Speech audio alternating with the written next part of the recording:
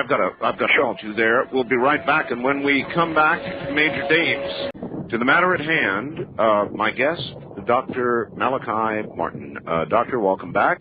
Thank you very much, Art.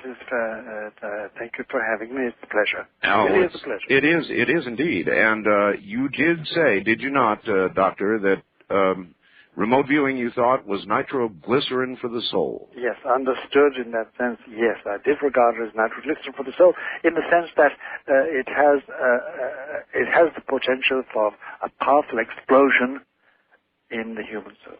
All right. With that in mind, here is a man who did remote viewing for the U.S. military and now does it in civilian life for his company called SciTech. And he has been a guest on this program many times. Here is Major Ed Dames. Major, welcome to the program. Hello, Art, and Father Martin, it's an honor and a pleasure to be here. Major, you've no idea, I've looked forward to this very much. Art made me his complete slave by promising that I would be able to talk. He really did. Two of us, I hope you have the same key to the ball around our foot. Yes, we have. Well, tell me this. I feel like follow my leader in this matter because I'm purely and simply a non-technician as regards psychiatry or psychology or therapy or anything like that. I'd like to share some of my own experiences. I'd like you to do that. The area of remote viewing and spirituality. Yes.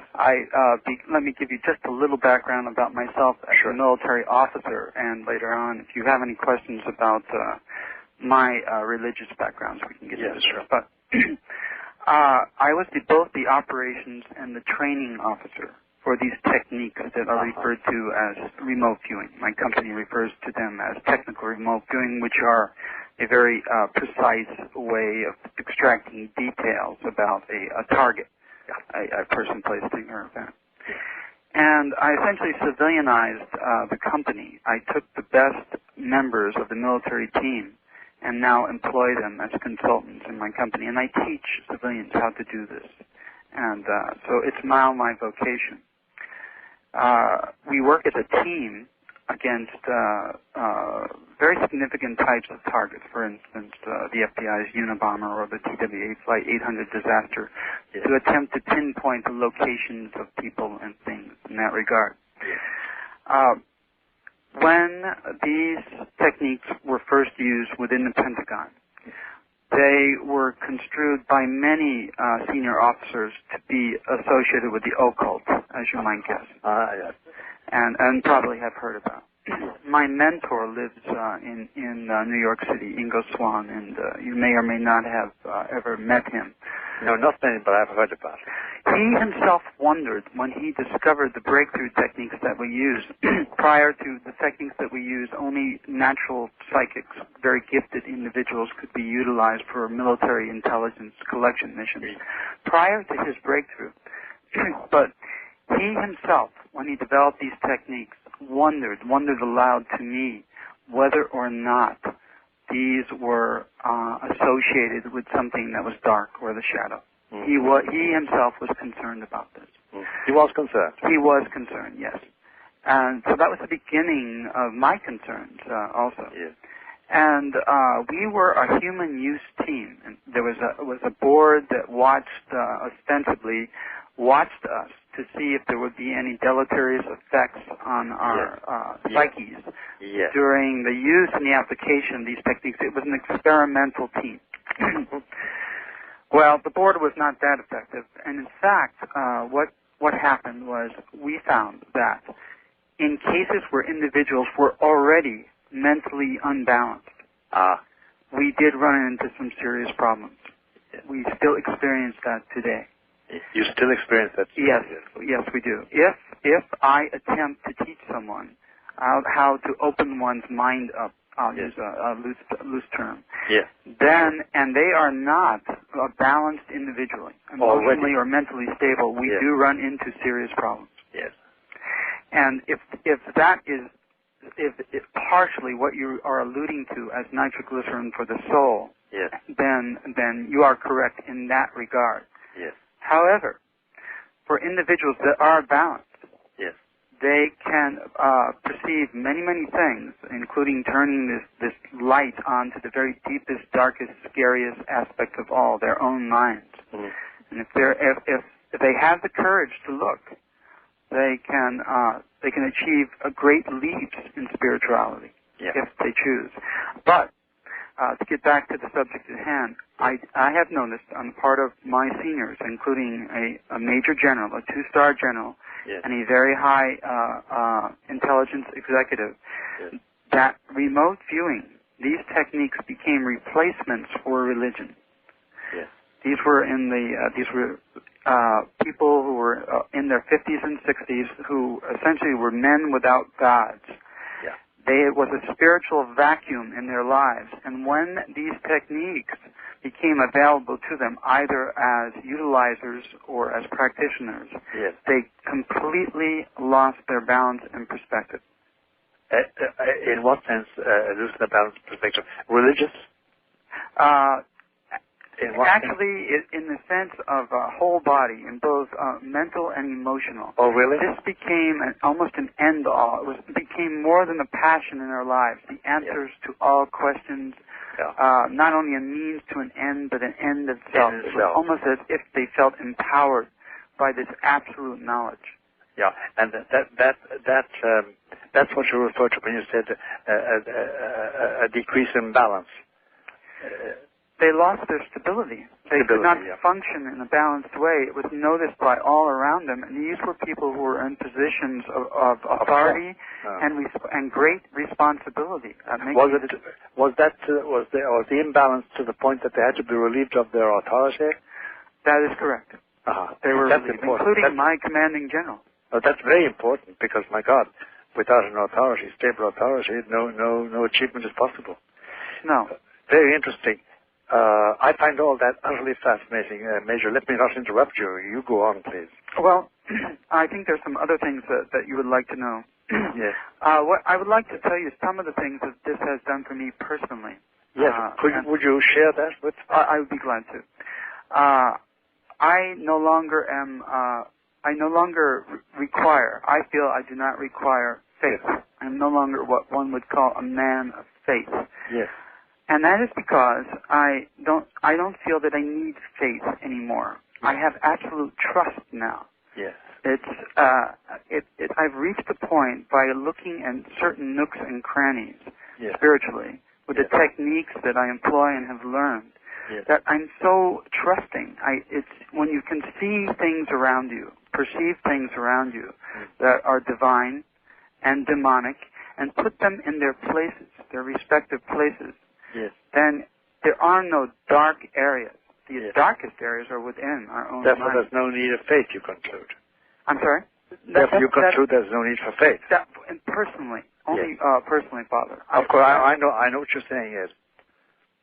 And I'm quite sure that you would not only take exception to that, but you could give me some good cases. No, take exception. I don't, Ed. I have no sort of horror or sudden say, "Oh my God," and I have no reaction like that. I'm just fascinated by it all for the moment. Well, and some other experiences. Individuals who feel presences around them, or ostensibly within them. Yes. What these techniques can do, and they are difficult to work. It takes approximately 45 minutes of pen on paper with a disciplined remote viewer to gain any information whatsoever, and it takes many more hours to gain a good pattern of what we are dealing with, but its patterns are accurate.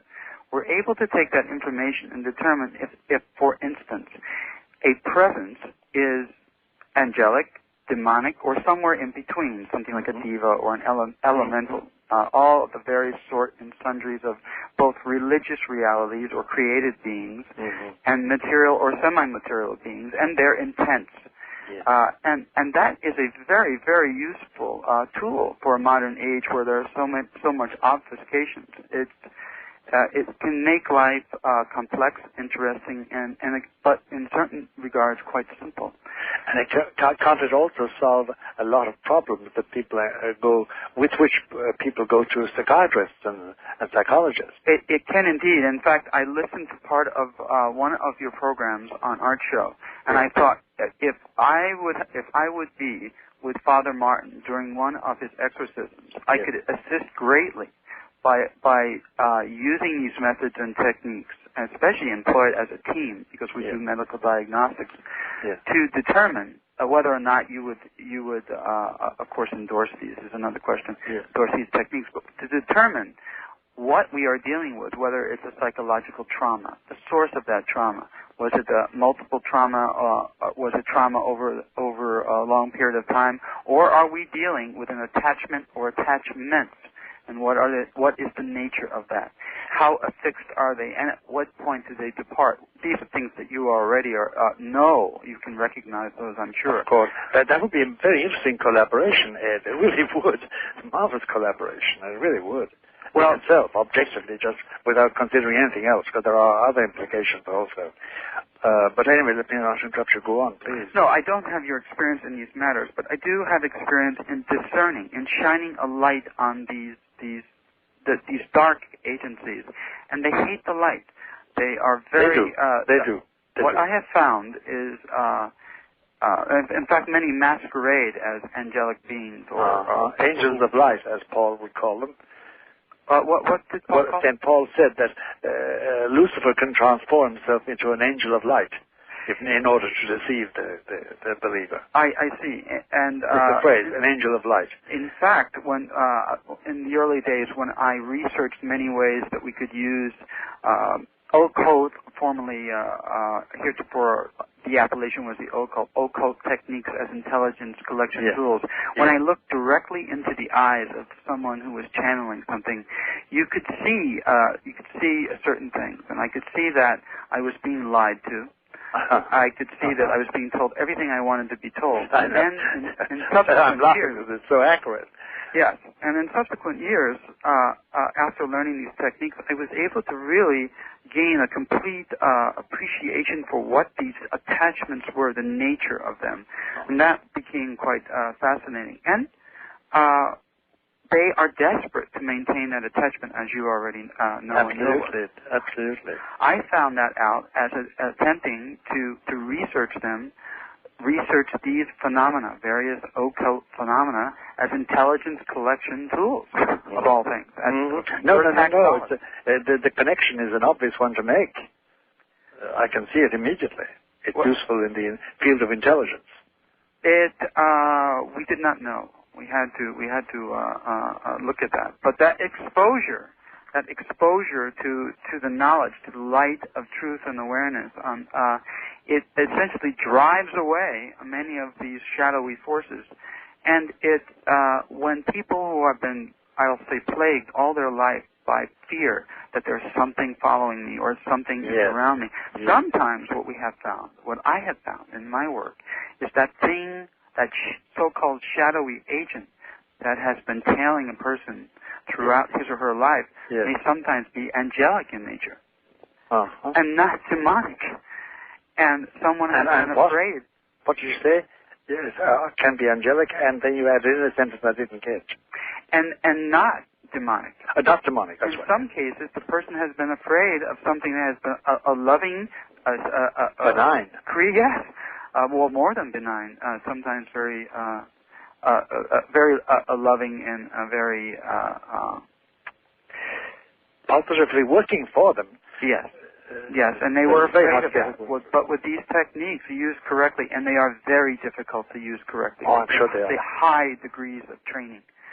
It's a delicate operation anyway. It's delicate, but it's repeatable, and the procedures are standardized. They just need to use their professional tools. Yeah. But what I wanted also to say is the connection with God does not go away during the process of remote viewing.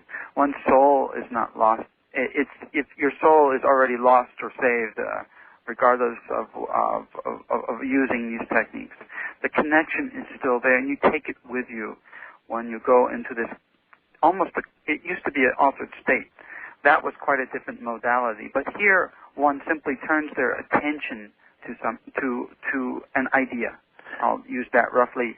So one's attention is half focused upon writing down information on a piece of paper, and half focused on something that is in, for lack of a better word, one's collective unconscious. There are technical terms. Yes. Let's stipulate. We can use that phrase.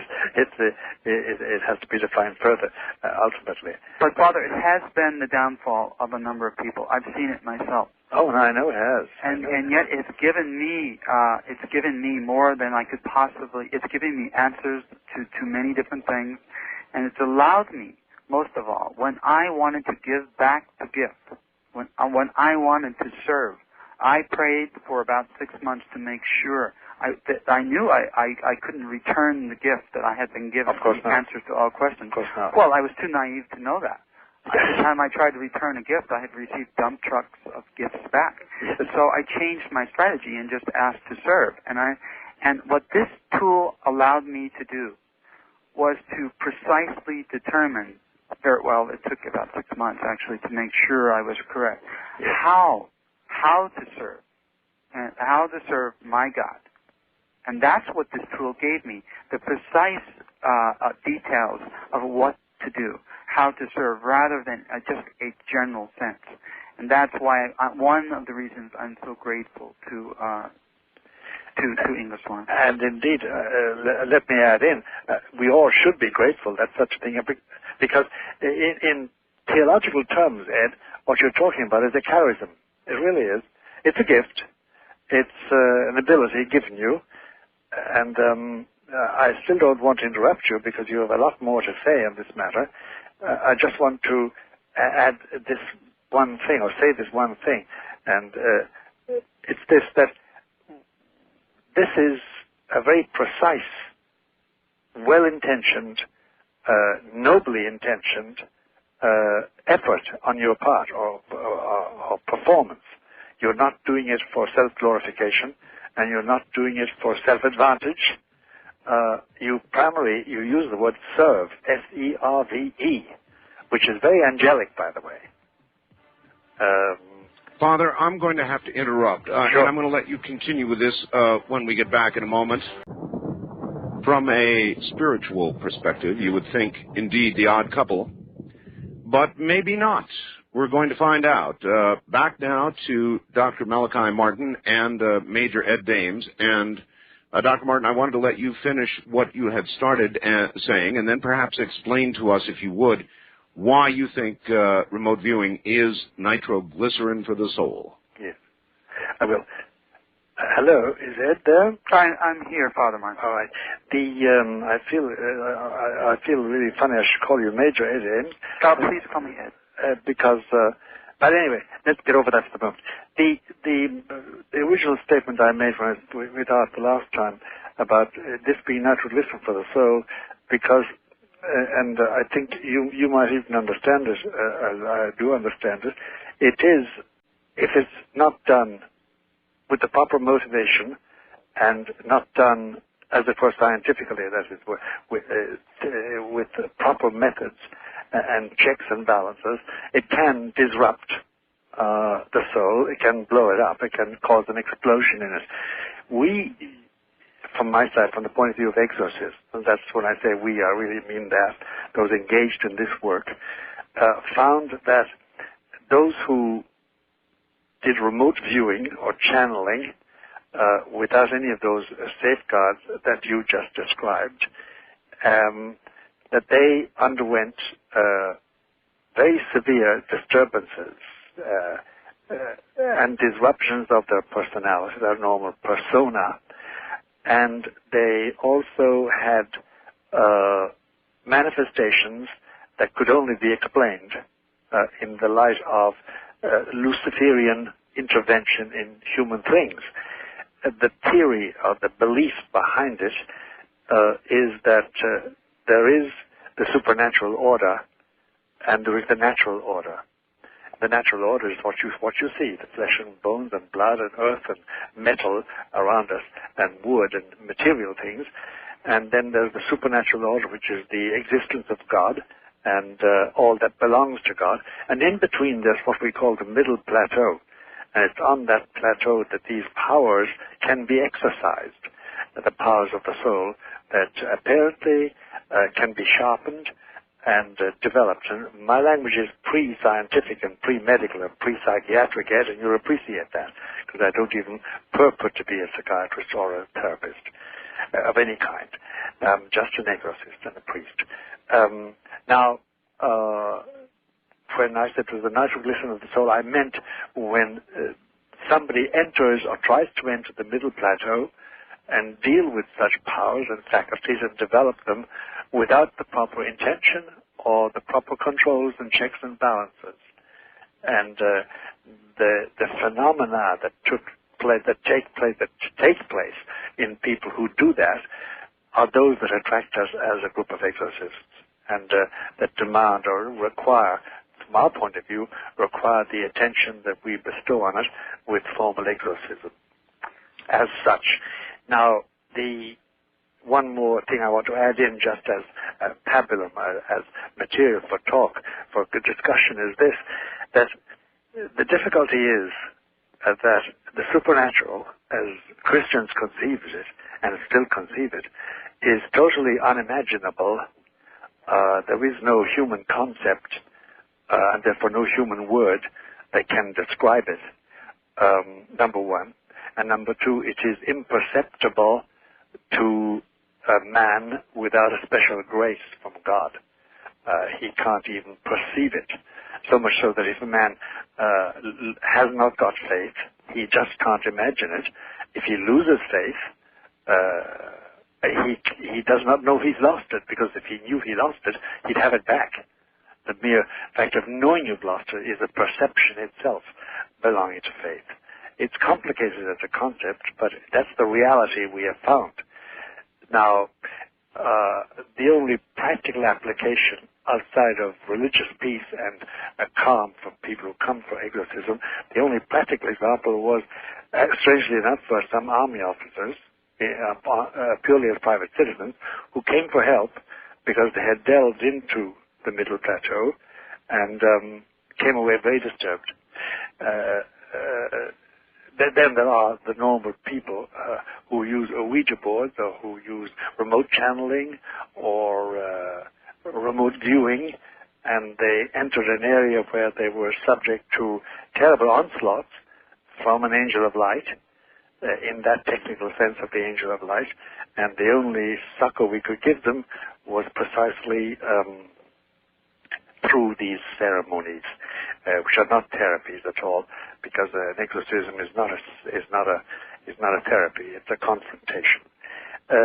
That may not throw much light, but it will explain to you why I called it the nitroglycerin of the soul.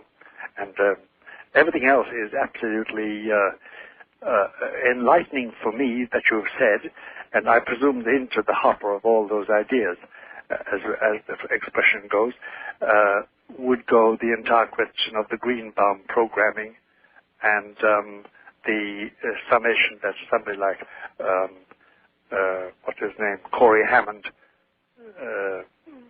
drew up for the American Psychiatric Association for MPD, the whole idea of the program. Do you understand what I'm trying to say? I do. Just one comment, and I am familiar somewhat with operationally with the idea of the middle plateau. Yes, yes. Channeling. There are the more that we have found, one gives up one's own identity. Mm-hmm. Let me go back to an operational perspective again, and I want to emphasize that this evolved, the techniques I used as a military intelligence gathering tool. And that's important. It is. When we looked at the phenomenon of channeling, I already mentioned some of the characteristics that behavioral characteristics that I observed. It became very evident to me operationally that channelers never took responsibility for their work. or their lack of success or their lack of detail. It was always, well, it was somebody else, Manny, Mo, or Jack, that did that, and it's not my fault that the information is incorrect. That was an interesting thing. Another, the most interesting aspect was, of course, that the channeler gives up one's own identity, turns their identity over to something unknown, something that has convinced them that it's benign in most cases. That is very, very, very important. That's where the nitroglycerin aspect comes in. And that is the essence of channeling. But technical remote viewing is essentially a mind tool where we are fully conscious and fully awake. Even in the early days of the programs where the natural psychics in the Army were employed for intelligence collection purposes, that was an altered state, and there were some dangers in an altered state. When we would send, I use that term loosely, yes, an officer to a remote location, there were instances where in navigating that middle plateau, where these people were subject to great angst because they ran into other entities, so to speak, on the way. And this caused a tremendous amount of grief. We actually had two individuals have heart attacks. And employing these techniques, and of course, not surprising. It was very non-plussing to I would say so. those of us in the unit. And it so non-plussing. We settled on to these mind techniques rather than mind-body techniques. Yes. It became indeed, when used correctly, and they became almost a library card to essentially just an endless amount of information. Yes. One can do with that information what one chooses to do, act in any way one chooses to do upon the information, but nevertheless it's there to be downloaded. Sometimes, as in the case of at least one of my former students, and in the case of another Army officer who has recently authored a book, these people started to lean towards association with the very entities that they discovered in the middle plateau. And so it became they began to engage in what one could term a quasi-channeling behavior. Well, quasi-channeling is as good as channeling. Once you have something has its hook in you, it's got its hook in you, and you may be in the shadows, but it's got you. That's right. And that is why one begins to see a behavioral change. Frenetic.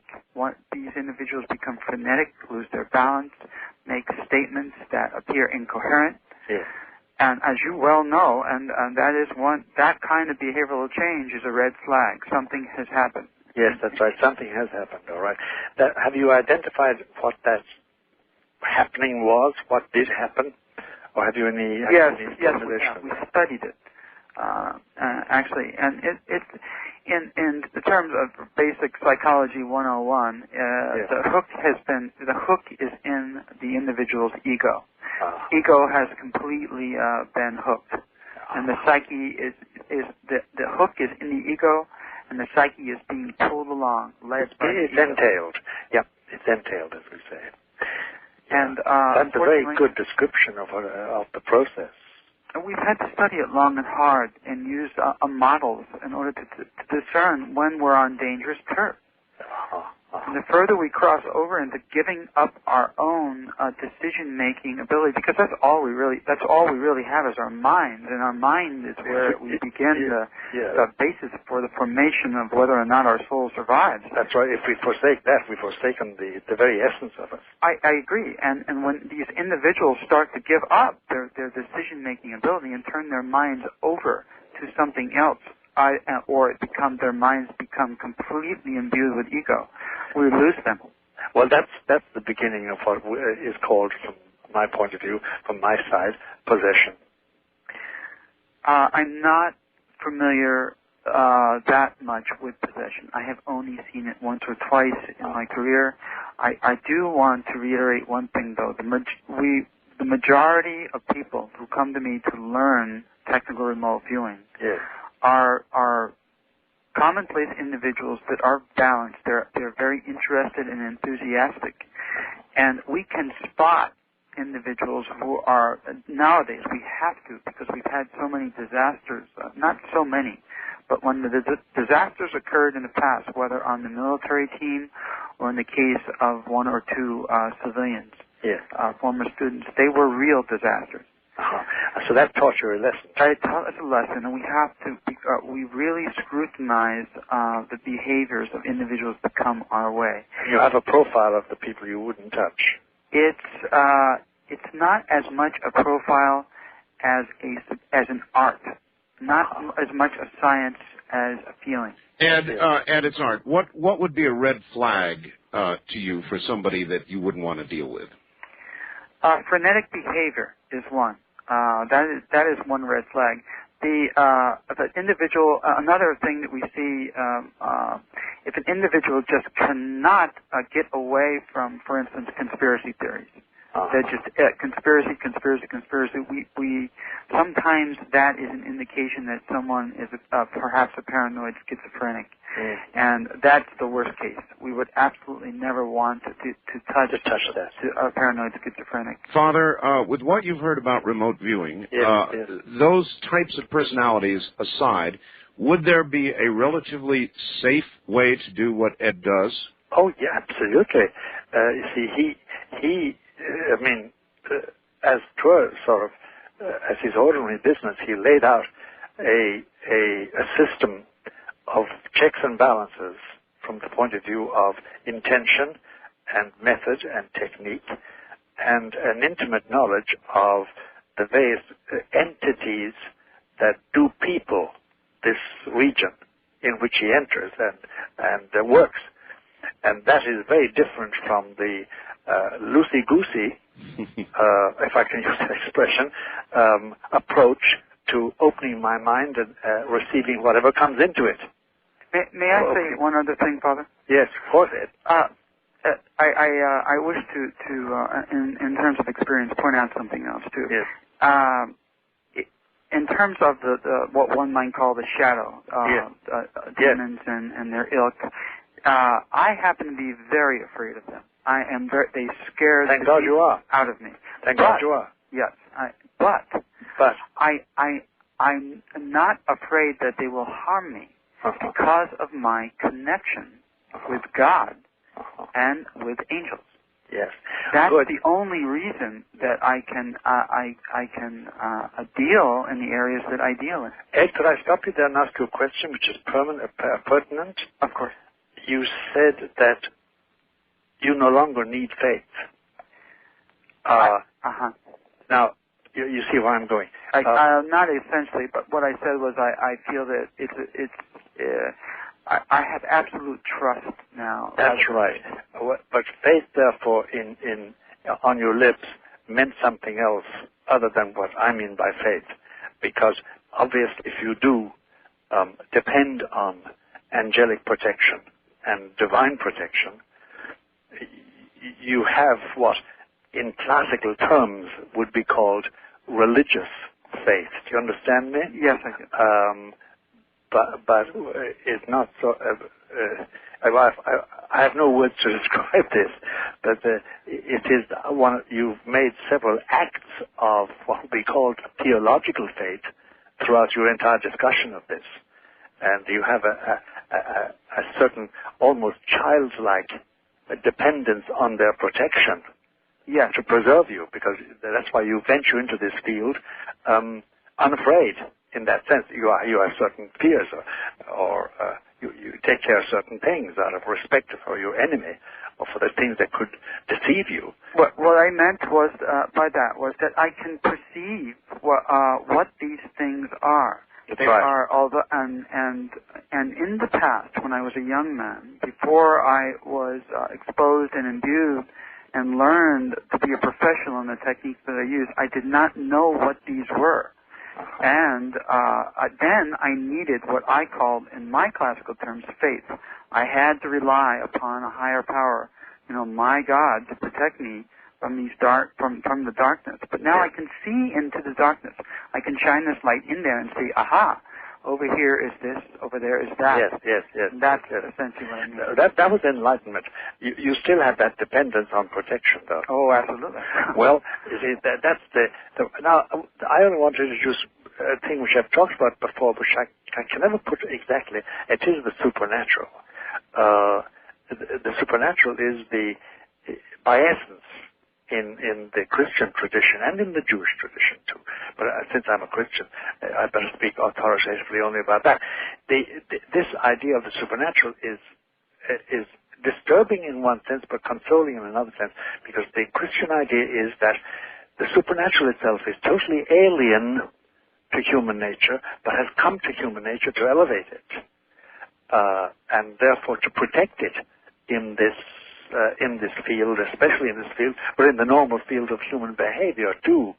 But that it's alien to it, in the sense that I myself cannot, of myself, just with my human powers, attain the wisdom I need in order to avoid collision and damage and harm. That's the idea of the supernatural in Christianity. Doctor, may I ask you this? Sure. Could Ed's understanding or enlightenment protect him against possession?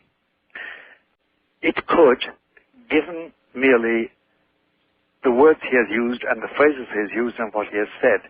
I find no trace of the things that betray the innate weakness of vanity or pride or self-reliance. I find a godliness in it. And that is one of the keys to it. He should be protected against it because the grace, or the supernatural grace, is there. And all I'm doing is saying that that has been with him apparently all along, because he started his own career as a young man and then getting into the dark corners and getting the light to see the lurking dangers that were there, to be able to detect an angel of light, which is really the shadow itself, pretending to trying to deceive him. So yes, the answer is yes. He can do that with impunity. But then that would mean that if I were to be fully and completely thorough in that answer, I'd have to sit down with Ed and say to him, all right, now tell me how you pray and how you think and how you behave and how you live and your morality, etc. And I have no intention of doing that to Ed, because he wouldn't do it to me, in public anyway. All right. Ed, do you want to hang on a little bit longer? It's up. I'm digging in to Father Martin's time, and I can hang in for another 30 minutes. All right. Why don't we do another 30 minutes, Father? Is that all right with you? That's lovely. All right, good. We will be back, and we will do exactly that next. I'm Mark. Well, all right. Back now to Dr. Malachi Martin and Major Ed Dames. And Dr. Martin, yes. Is remote viewing something that you would not participate in, or as described?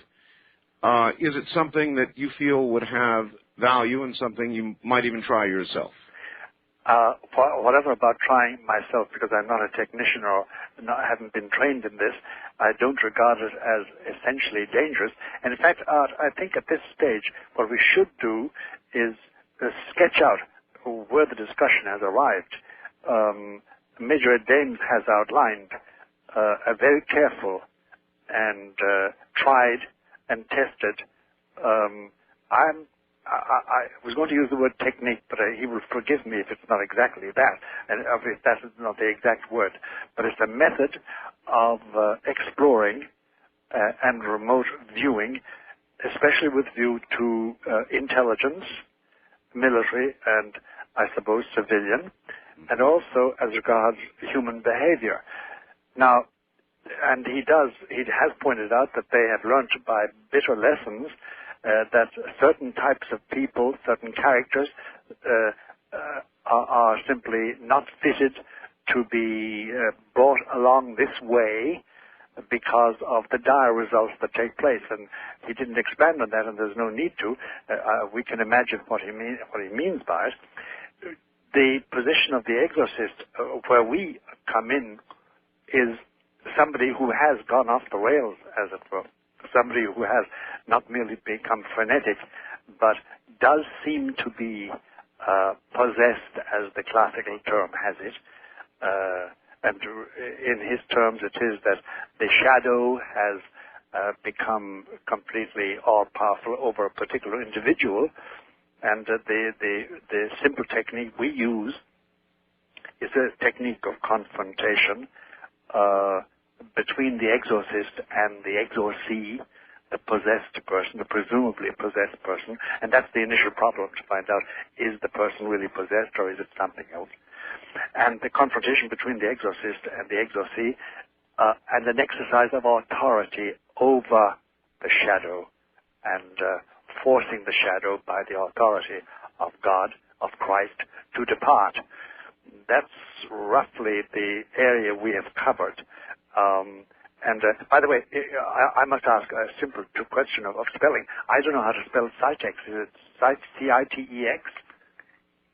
Ed? Father Martin, it's a transliteration of the Greek letter Psi, P-S-I, Psi. Oh, Citex. And T-E-X, is it? T-E-C-H. T-E-C-H, all right. And Ed, is it D-A-M-E-S is the way you spell your name? That's correct. I didn't know that. That's all right. I want to sum up because I would like to correspond or to be in contact with you, if I may. And I suppose I'll find it in California. I'll bet to find you. I'll make that connection, and Art will be our middleman. I was going to ask you that perhaps we could corroborate in the future, or is there a case that an exorcist case in the past that you found intractable or irresolvable that perhaps my company could turn its attention to perhaps there may well be, and I think we should talk about that between the two of us outside of the public radio. But an answer to Art Bell's question, no, I have no. I'm not even chary about entrusting myself to the methods and the technology of use, because it seems to me, Major Ed, and I'm speaking as a priest here, and as an exorcist, it seems to me that you are overshadowed by a godliness which I can only ascribe to my Savior. Now, I'm using my Christian language, and you'll forgive that. But no need to forget that. Yeah, but I'm also a simple Christian. Yeah, I know. And basically, it's a great simplicity, and there's a whole elaboration of that about the humanity of our Lord Jesus and what He has done and what He does, and the power that He gives and the authority it gives. But that's simply, those are the details of it all. So, Art, to conclude that, my answer to your question, no. I would have really illimitable trust in the methods that Major Ed Dames uses and the techniques. I have no qualms whatever. I really have not. I find that remarkable. You both apparently agree on the general nature of the middle ground. With that middle plateau, we both know. I think we've both been there, or are there, in that sense, in the work we do. Do you agree, Ed? I absolutely do. Many Christians, people who would call this program or send me faxes, would say that what Ed is doing is of the devil. They would just make that Art, may I interrupt you and say that the head of the Presidential Foreign Intelligence Board, when briefed on the existence of our program, stated, after he went sheet white, that man should not know these things until he dies. It's a funny inversion of what happened in the garden, according to Genesis. It really is. You shall be as gods, as if it was a temptation. But you see, Art, if I could break in there, I really do think that this is a charism that has been developed in Ed Dames and his associates, if he has them, who are like him. And it is the work of God, because it does enlighten us as to the shadowy personages that inhabit the middle plateau and that entrap people so that finally they end up on my doorstep in a pitiable condition. I remember being approached by some members of the armed forces, let me put it very vaguely, in the 80s, and their complaint was, and Ed will understand this completely better than I do myself even, look, we have trained officers in certain techniques, and we find that they have now developed symptoms that you describe in your last book about possession. Oh. It's been my experience, Father Martin, that those individuals who have taken lives in combat, yes, the more lives that a soldier has taken, there seems to be a storage area. It's yes. a denial. And when one is by vocation or by order is partakes of things that are spiritual, all this comes out of the closet. And I have seen soldiers break into pieces and stay broken. Absolutely. Because they've taken a human life. And from the, could I say this and be understood? Because I want to be understood by you. Looking at it from the inside, it's logical. I mean, it's almost a necessary consequence. Ed, I think we really can't do any more than this. I am surprised at the result that we got between the two of you and pleased by it. And I would imagine you are too. I'm very surprised and I'm very pleased, and I've learned so much, and I've been enriched by this. I want to thank you, James. This has been nothing but an honor for me, Father Martin. May God go with you and give you the grace. Ed, my friend, thank you. Pleasure's been mine. SciTech's Ed Dames. And as I said, he has promised to join us once again and is going to target himself this Hale-Bopp comet headed our way, and we'll see what Ed has to say about it. All right.